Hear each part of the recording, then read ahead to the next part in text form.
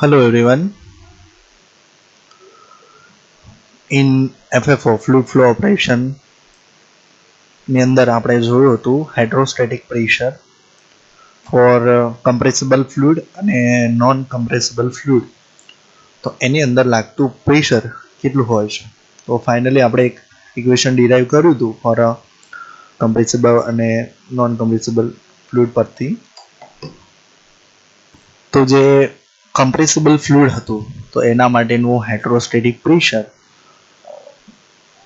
નું ઇક્વેશન કંઈ આ રીતે મળતું હતું કે જે કેટલું હોય છે, આ ઇક્વેશન પ્રમાણે આટલું હોય છે, બરાબર. નાઉ in today's lecture we are going to discuss manometers. so ઘણા બધા ટાઈપના મેનોમીટર આવે છે. યુટ્યુબ મેનોમીટર છે, ઇન્ક્લાઇન્ડ મેનોમીટર છે, બેરોમેટ્રિક differential manometer છે. so all this type of manometer we are discussing now. manometer are the simplest pressure measuring devices. manometer શું છે? manometer is a simply pressure measuring device કે કોઈ પણ cell છે અથવા pipe છે, કોઈ પણ જગ્યા પર આપણે પ્રેશર મેઝર કરવા માટેનું એક મેઝરિંગ ઇન્સ્ટ્રુમેન્ટ છે અથવા ડિવાઇસ છે કે જે શું કરે છે, મેઝર કરે છે, પ્રેશર ડિફરન્સ મેઝર કરે છે, લો પ્રેશર ડિફરન્સ થી હાઈ પ્રેશર ડિફરન્સ મેઝર કરે છે, બરાબર. સો મેનોમીટરની ડેફિનેશન આવી છે. Manometer are the simplest pressure measuring devices and are used for measuring low pressure or pressure difference. Pressure difference અથવા તો લો પ્રેશર વચ્ચેનો ડિફરન્સ મેઝર કરે છે. સો as per V show in figure કે એની અંદર એક યુટ્યુબ મેનોમીટર આપેલું છે, બરાબર. તો એની અંદર આપણે જોઈ શકીએ છીએ એ પ્રમાણે જુદા જુદા પોઈન્ટ આપેલા છે. પ્રેશર P1 અને P2 આ બંને જગ્યા પર આપણે પ્રેશર મેજર કરવાનું છે.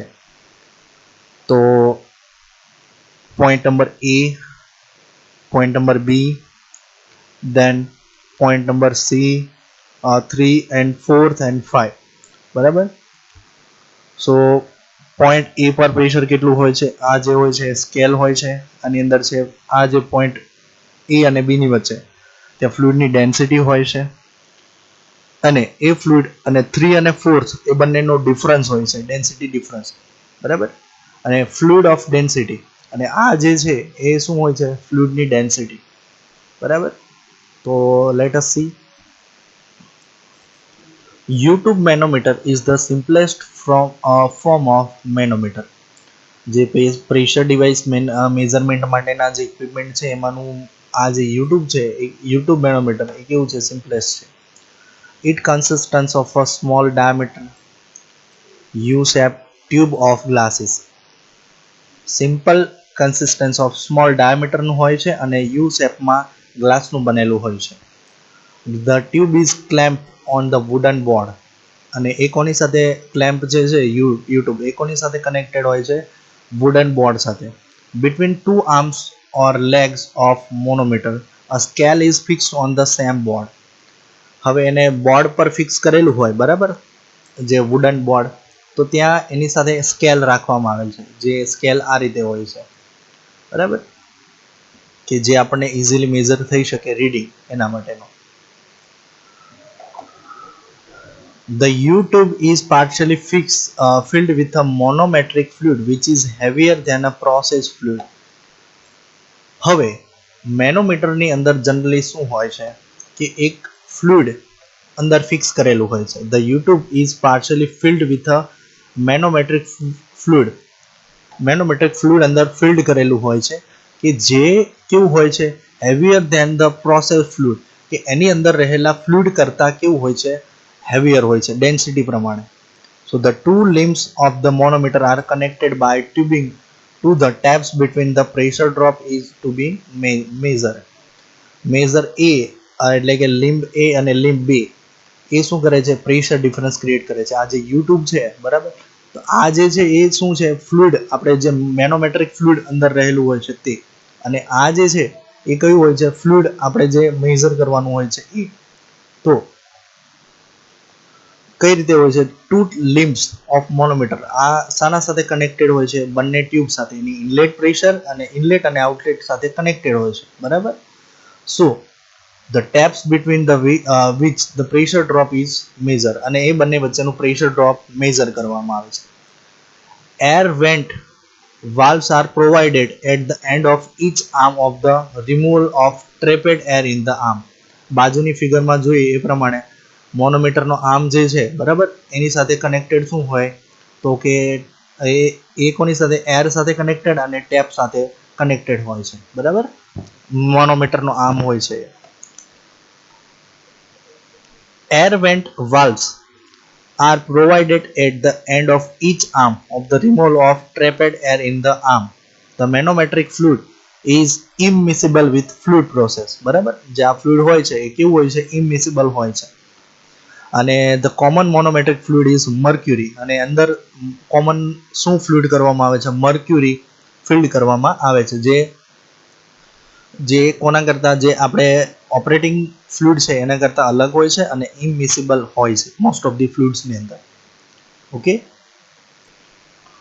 Next, YouTube manometer is filled with given manometric fluid M.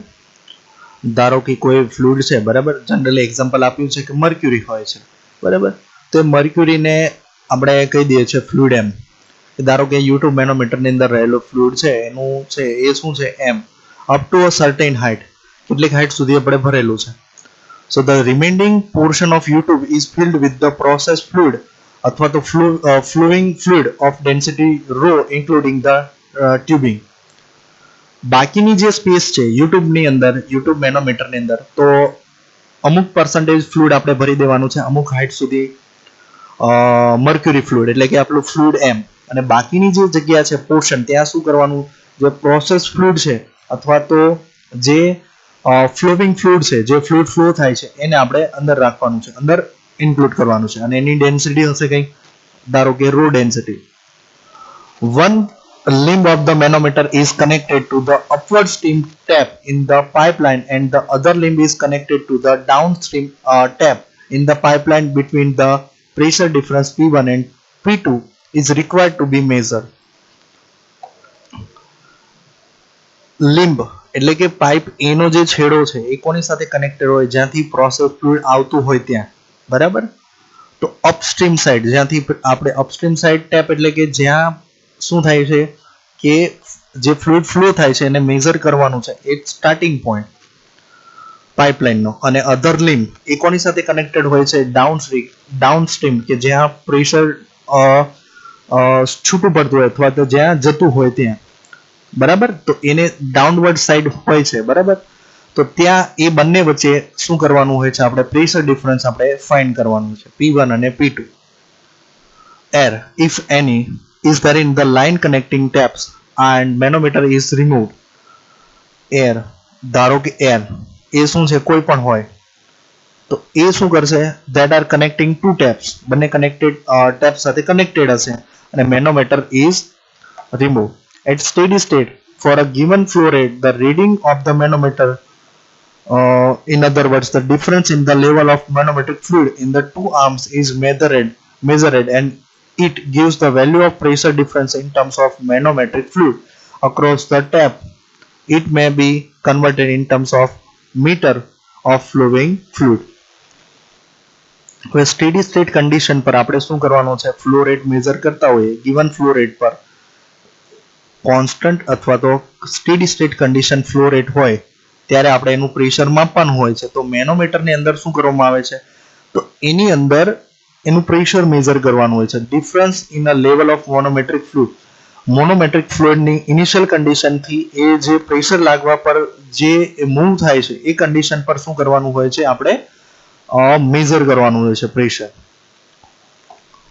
So consider a YouTube manometer as per issue in figure 7.4. આપણે જે જોયું એ પ્રમાણે એક મેનોમીટર છે connected in a pipeline. Let us pressure P1 be exerted in the one lumb of the manometer and P2 be exerted in another lumb of the manometer. Figure પ્રમાણે જોયું એ પ્રમાણે inlet pressure P છે અને outlet pressure P2 આપણે એને calculate consider કરવાનું છે. If P1 is greater than P2, obviously P1 is greater than P2. P1 કરતા P2 કેવું હશે? ઓછું હશે. The interface between the two liquid in the lump 1 will be depressed by the distance h, say below that in the limb 2. મતલબ આપણે ફિગરમાં જોઈએ એ પ્રમાણે કે P1 ગ્રેટર ધેન છે, P1 ની વેલ્યુ વધારે છે P2 કરતા, તો P1 ની વેલ્યુ જ્યાં મળે છે ત્યાં અને P2 ની વેલ્યુ જ્યાં મળે છે, તો ઓબ્વિયસલી જે મેનોમેટ્રિક ફ્લુઇડ હશે એ 2 કરતા 1 માં કેવું હશે? ઓછું, કારણ કે ત્યાં પ્રેશર વધારે છે. તો એના લીધે પ્રેશર લેવાને લીધે આ ફ્લુઇડ ઉપર જશે એટલે કે આપણને મેઝરિંગ સ્કેલ મળશે, તો એને આપણે આપી દઈએ નામ H. Next, it will be express distance h, okay, that is below that in the limb 2, मतलब B करता કેવું હશે? ઓછું. So to arrive the relationship between the pressure difference P1 minus P2 and the difference in level in two limbs of the manometer in terms of manometric fluid H and its pressure at point 1, 2, 3, 4, 5 are considered. તો પાંચે point પર આપણે pressure consider કરવાનું છે. એક તો starting point પર અને બીજું કે જ્યાં ફ્લુઇડ અને મેનોમેટ્રિક ફ્લુઇડ એટલે કે મર્ક્યુરી જે કોન્ટેક્ટમાં આવે છે ત્યાં એનું પ્રેશર. ત્રીજો પોઈન્ટ કે એ જ લિમ્બ એટલે કે બીજા લિમ્બ પર એ જ પોઈન્ટ પર કેટલું પ્રેશર અને એ લિમ્બ પર કેટલું પ્રેશર આગળ જાય છે, મતલબ ફ્લુઇડ કેટલું આગળ જાય છે એ પોઈન્ટ અને એક્ઝિટ પોઈન્ટ, આ 5 પોઈન્ટ આપણે પ્રેશર મેઝર કરવાનું છે. તો પ્રેશર એટ પોઈન્ટ 1, તો એના પર પ્રેશર કેટલું હશે? P1. સિમ્પલી આપણને ખબર છે કે P1 નામનું પ્રેશર એન્ટર થાય છે એટલે P1. પ્રેશર એટ પોઈન્ટ 2 કે જ્યાં મેનોમેટ્રિક ફ્લુઇડ પ્લસ કયું ફ્લુઇડ? જે ફ્લોવિંગ ફ્લુઇડ છે એ, તો P1 plus x plus h, that means કે આ જે x છે બરાબર, આ વેલ્યુ પોઈન્ટ B ઉપર, ધારો કે આ મેનોમીટર છે અને એની અંદર આપણને કોઈ પ્રેશર લાગે છે, આ છે ફ્લુઇડ બરાબર, જેમ કે અહીંયા જે રહેલું પ્રેશર છે એ કેવું હશે? ફ્લુઇડનું પ્રેશર. ધારો કે અહીંયાથી કોઈ ફ્લુઇડ આવે છે બરાબર, તો આ ફ્લુઇડનું પ્રેશર અને આ જે છે એ મેનોમેટ્રિક ફ્લુઇડ એટલે કે યુટ્યુબની અંદર રહેલું ફ્લુઇડ છે. તો જ્યાંથી આવે છે એ પોઈન્ટ કેટલો છે? x બરાબર. એ ડિસ્ટન્સ શું છે? x. ધારો કે નોર્મલ કન્ડિશનમાં આ જે ફ્લુઇડ છે એની કન્ડિશન અહીંયા છે બરાબર, નોર્મલ કેસની અંદર, તો એ અહીંયા આવશે, તો એ x ડિસ્ટન્સ પ્લસ બાકીનું જે હાઈટ છે એ ડિસ્ટન્સ બરાબર. તો પોઈન્ટ 2 પર કેટલું થશે? x પ્લસ h અને એ ફ્લુઇડ ઉપર લાગતું એની ડેન્સિટી અને એની હાઈટ બરાબર. તો એ શું થશે? P1 plus x plus h total height અને એ ફ્લુઇડની ડેન્સિટી અને ગ્રેવિટી.